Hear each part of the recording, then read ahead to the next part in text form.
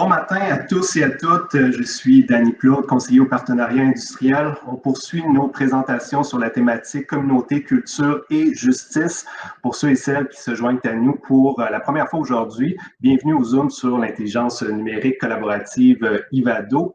Donc, notre prochain conférencier vient nous parler de recommandations de contenu adaptés aux diffuseurs publics. Stéphane Caron, bonjour. Merci d'être avec nous ce matin. Salut Danny, merci à vous pour l'invitation. Donc, Stéphane, tu es le premier directeur intelligence d'affaires de Radio-Canada. Tu baignes dans le numérique depuis toujours et tu cumules plus de 15 ans d'expérience dans la formation d'équipes et la mise en place de plateformes technologiques. Donc, créatif de nature, tu utilises la technologie pour répondre aux besoins complexes des entreprises d'aujourd'hui. Tu diriges actuellement une équipe d'intelligence d'affaires ayant pour mission d'accompagner les décideurs et les utilisateurs en construisant des solutions qui démocratisent l'information.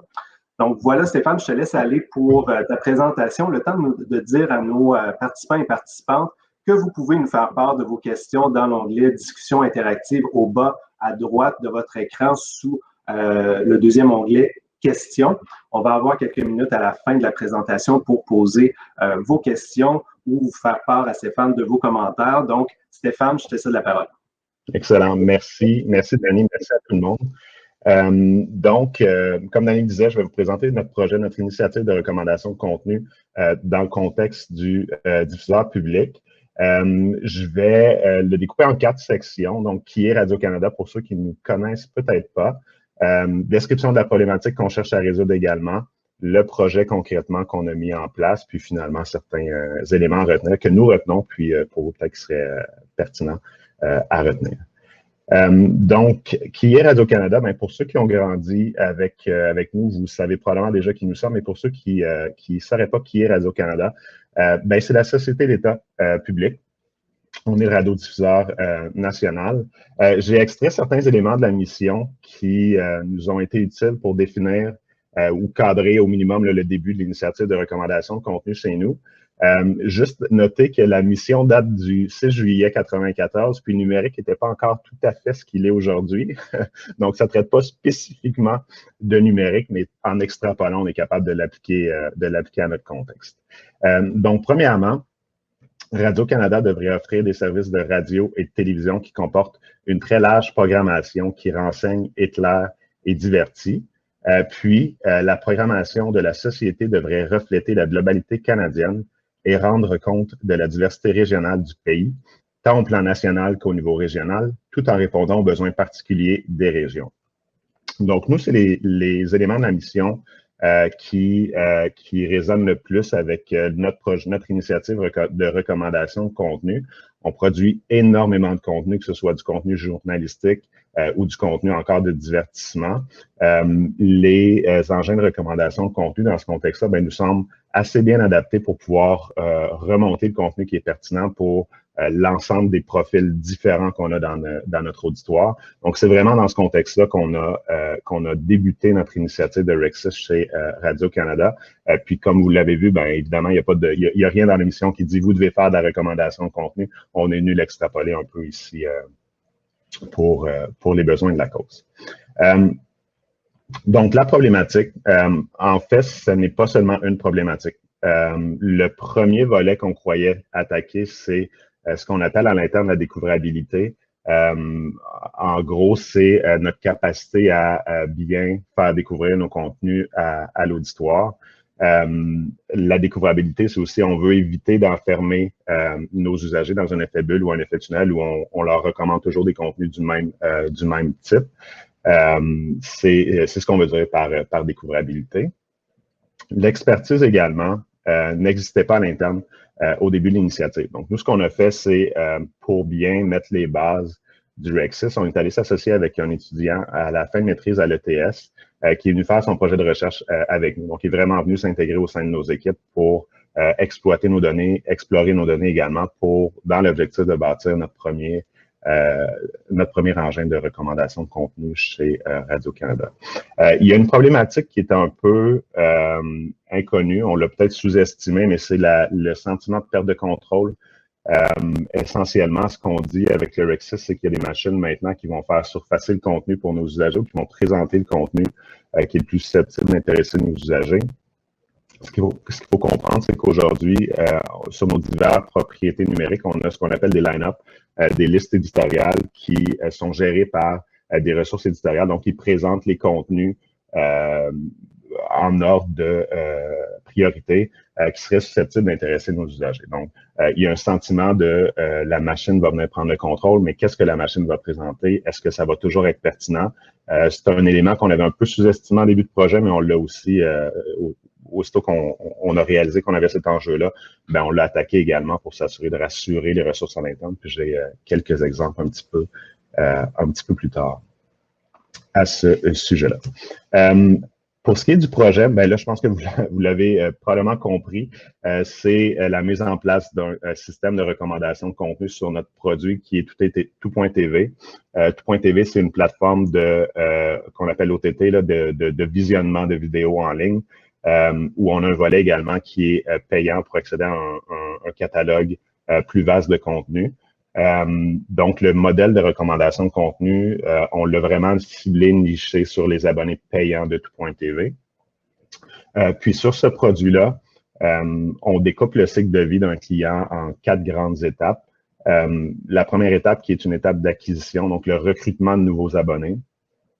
La deuxième étape qui est une étape d'engagement, donc créer des habitudes chez nos abonnés, les amener à consulter plus de contenu, que ce soit en nombre de contenus visionnés ou en durée d'écoute également, des contenus qui peuvent être plus longs aussi, c'est ce qu'on cherche à développer comme habitude. La troisième étape, qui est une étape de rétention, donc des communications ciblées pour nos usagers qui seraient potentiellement à risque de cesser d'utiliser le service. Puis finalement, win-back, communication vraiment d'offres pour nos usagers qui ont cessé de payer ou qui ont cessé d'utiliser le service payant de Tout.tv. Donc, ce qu'on cherche à faire, c'est augmenter avec le modèle de recommandation de contenu, ce qu'on cherche à faire, c'est augmenter le niveau d'engagement. On travaille principalement ici à l'étape 2 du cycle de vie client. Par contre, on sait que lorsque nos usagers sont plus engagés, plus nos usagers sont engagés, plus ils consultent le contenu chez nous, moins ils sont susceptibles de se désabonner. Donc, par la bande, on travaille également sur l'aspect rétention. Donc, lorsque l'étudiant à l'ETS s'est joint à nous, il s'appelle Christophe Boucher-Charbonneau, il y a un nom, il a commencé par explorer les données qu'on avait à disposition à ce moment-là. En tout et partout, son projet de recherche a duré environ 9 mois. Donc, du moment où il a débuté l'exploration jusqu'au moment où on avait un modèle qui était entraîné, qui était prêt à mettre en production, il s'est passé environ 9 mois. Puis, il s'est principalement focusé sur quels sont les signaux qu'on devrait utiliser pour venir développer notre modèle. Il a exploré les signaux de branchement, donc les visionnements qu'on a sur nos divers contenus vidéo. C'est ce que vous voyez en bas ici. Là, je n'irai pas dans le détail parce que c'est quand même assez petit, mais essentiellement, il a essayé de définir à partir de quel moment est-ce qu'on peut considérer qu'un contenu est écouté par un usager sur Tout.tv. Puis, il en est arrivé à la conclusion qu'après environ 7% d'écoute, ben, on peut considérer que le contenu a été visionné en entier ou va être visionné en entier par nos usagers. Après, il y a eu beaucoup d'explorations qui ont été faites au niveau de la couche de métadonnées, quelles sont les descriptions sur nos contenus, qui sont les réalisateurs, les auteurs, les comédiens qui font partie de nos contenus. On a découvert également par la bande, on le savait, mais ça nous a permis de mieux le quantifier, que notre approche actuellement au niveau des métadonnées sur Tout.tv était trop générique pour nous permettre d'aller chercher de très grands gains ou de plus grands gains d'un point de vue performance du modèle. Parce qu'essentiellement, nos contenus, ben, on a un champ texte qui est libre, qui contient la description de l'épisode, la description de l'émission, les comédiens, les réalisateurs. On n'a pas d'identité qui nous permette de venir pondérer différemment le poids d'un producteur ou d'un comédien par rapport à la description du contenu. Donc ça, c'est un élément qu'on s'en doutait, mais on n'avait pas encore quantifié l'impact. Maintenant, on sait qu'on doit vraiment s'attaquer à tout ce qui est la couche, la structure de données dans notre système de gestion de contenu pour venir bien segmenter, créer des entités, en fait, qui seraient des entités qui sont les comédiens, les producteurs, quelle est la description de l'épisode pour mieux venir pondérer nos features dans notre modèle de recommandation de contenu. Donc, les signaux qui ont, suite à ce travail d'analyse-là, les signaux qui ont été identifiés pour être utilisés pour développer et entraîner le modèle sont les signaux de branchement. Donc, vraiment, quand quelqu'un démarre un visionnement après 7% de l'écoute, on envoie un signal comme quoi ce contenu-là a été écouté par cet usager-là spécifiquement. Puis, les données de contenu. Bien qu'elles ne soient pas structurées de façon idéale, on a quand même des gains lorsqu'on les exploite dans le contexte du système de recommandation de contenu. Donc, on utilise vraiment deux types de signaux, les signaux implicites qui sont branchements, où on envoie nous-mêmes le signal après 7%, puis les signaux qui sont explicites de métadonnées de contenu. Donc, le modèle final, c'est un modèle qui est basé sur les Variational Autoencoders avec mixture gaussienne. C'est un modèle qui a été entraîné sur les données de 2017 à aujourd'hui. Puis comme vous le voyez, c'est un modèle qui est quand même actuellement assez prometteur dans la phase actuelle. On a comparé également avec deux autres approches qui sont généralement utilisées dans les systèmes de recommandation de contenu qui sont Alternative Least Square puis Cosine Similarity. Puis le système actuel également qu'on a sur Tout.tv qui est un système de contenu similaire, de contenu relié. Comme métrique, on a utilisé la précision. Donc, les items recommandés sont les prochains items qui sont visionnés par les usagers. Le recall, les items recommandés font partie de l'ensemble de l'historique de visionnement de l'usager.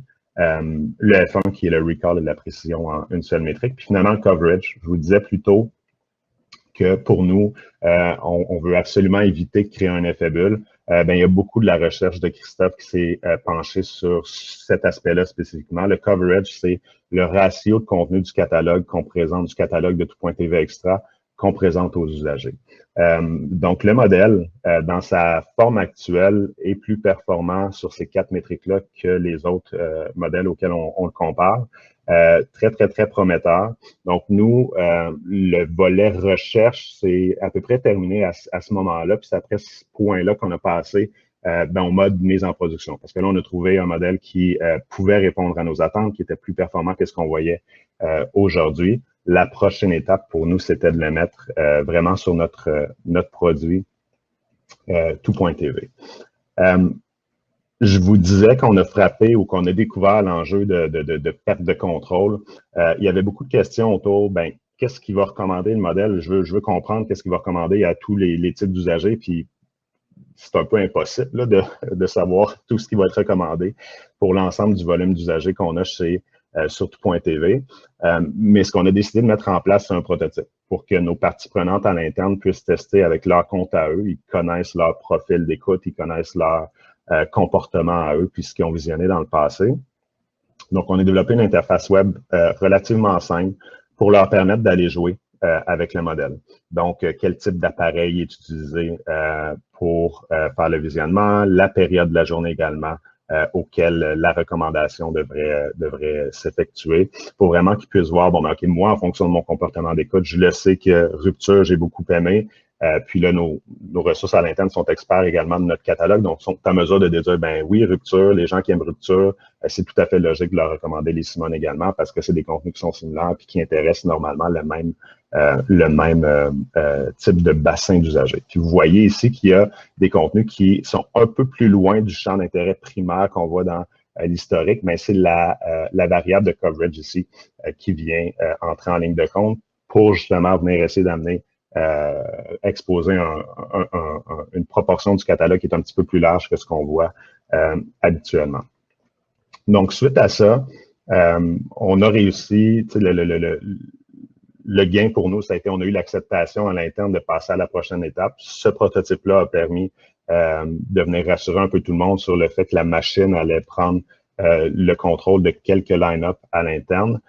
Puis, on a pu passer à ce moment-là à l'étape de mise en production sur vraiment la plateforme web de Tout.tv. Le déploiement a eu lieu en février de cette année.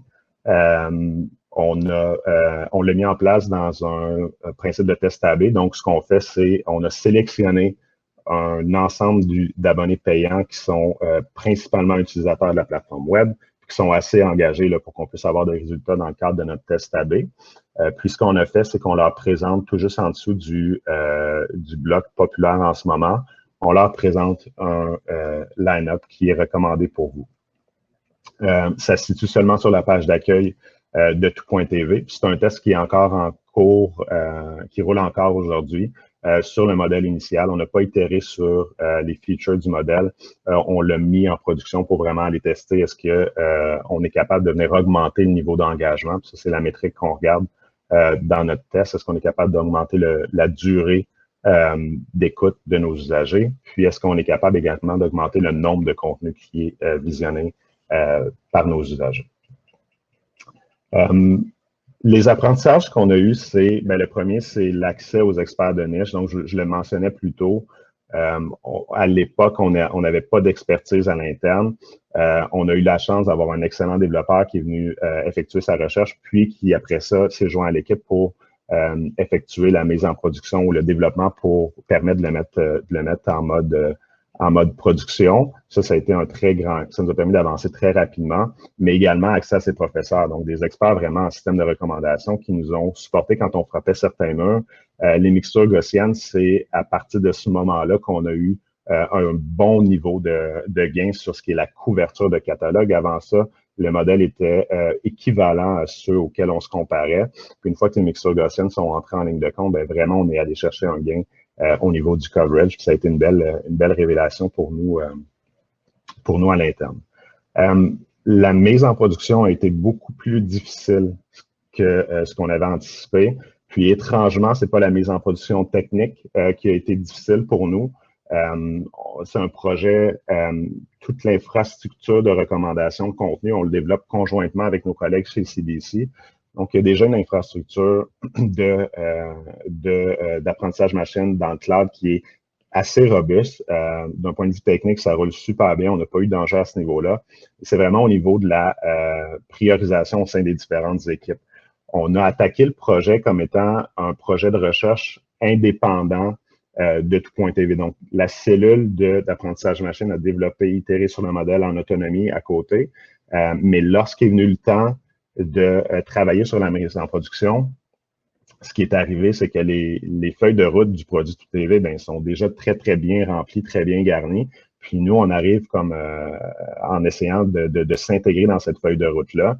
Puis le produit dit, désolé, nous, on n'a pas nécessairement le temps de venir travailler sur cette initiative-là, bien que nos tests semblent prouver qu'il y aurait des gains pour le produit, eux, ça ne fait pas nécessairement partie de leur priorité. Donc ça, c'est vraiment quelque chose qui, à l'avenir, pour nous, on va probablement intégrer ces projets-là carrément au sein du produit au lieu de le faire un peu en isolation.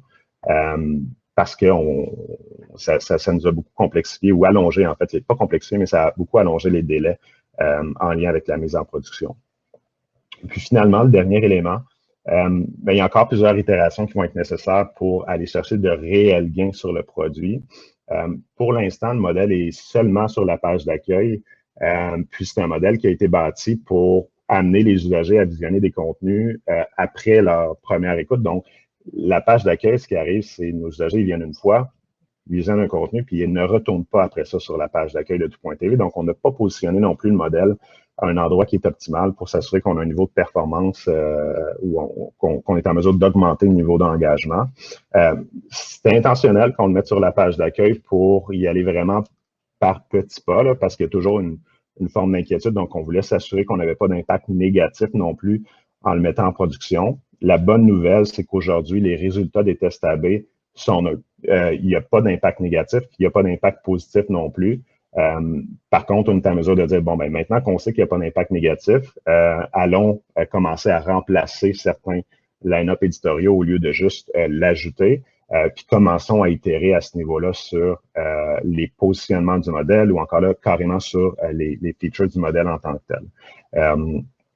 Donc, ça, c'est la prochaine étape qu'on va attaquer. On est sur le point de retirer le modèle de recommandation de contenu parce que le test AB tire à sa fin, mais on va travailler sur la remise en production d'un deuxième test où on va essayer de le positionner un peu plus sur les pages, ce qu'on appelle EMISA dans l'interne, mais c'est une page où essentiellement c'est là où le visionnement de contenu s'effectue sur tout.tv. Puis là, on a bon espoir d'avoir des résultats qui sont je dirais, on réussit à augmenter notre niveau d'engagement sur le produit. Donc, ça complète essentiellement la présentation. Il y a d'autres modèles de recommandation de contenu qui sont en cours de développement également pour d'autres produits chez nous, parce que là, on a réussi à un peu briser l'effet, la réticence au niveau de la machine qui prend des décisions. Donc, on est en train de s'attaquer à divers produits aussi à l'interne pour l'année qui vient. Merveilleux. Merci Stéphane pour ta présentation sur un cas très concret, en fait, de système de recommandation appliqué à la découvrabilité de contenu. Justement, en parlant de découvrabilité, est-ce que tu as déjà des données sur justement la découvrabilité, l'augmentation de la découvrabilité suite à cette industrialisation là, du Rexis là, chez Radio-Canada?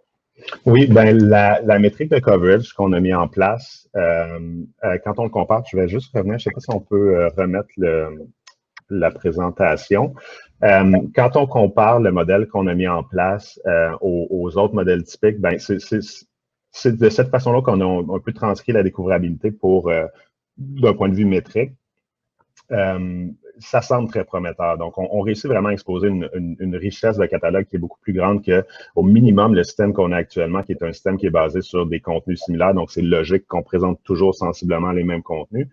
Mais par rapport à ça, on voit que ce qui a été développé est beaucoup plus performant.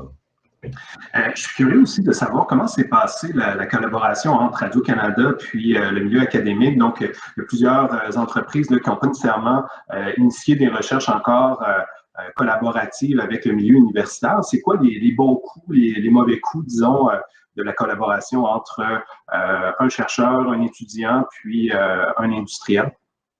Ben, bon coup, c'est que l'étudiant est venu carrément chez nous travailler sur nos données.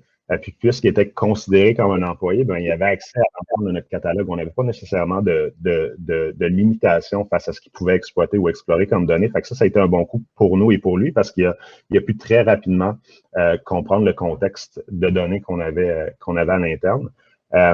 Comme mauvais coup, nous, c'est plus un apprentissage au niveau du positionnement de ce projet de recherche-là parce que dès le départ, on lui a dit, viens faire ta recherche avec nous. Si ça fonctionne, on t'embauche après pour que tu puisses venir travailler à la mise en production.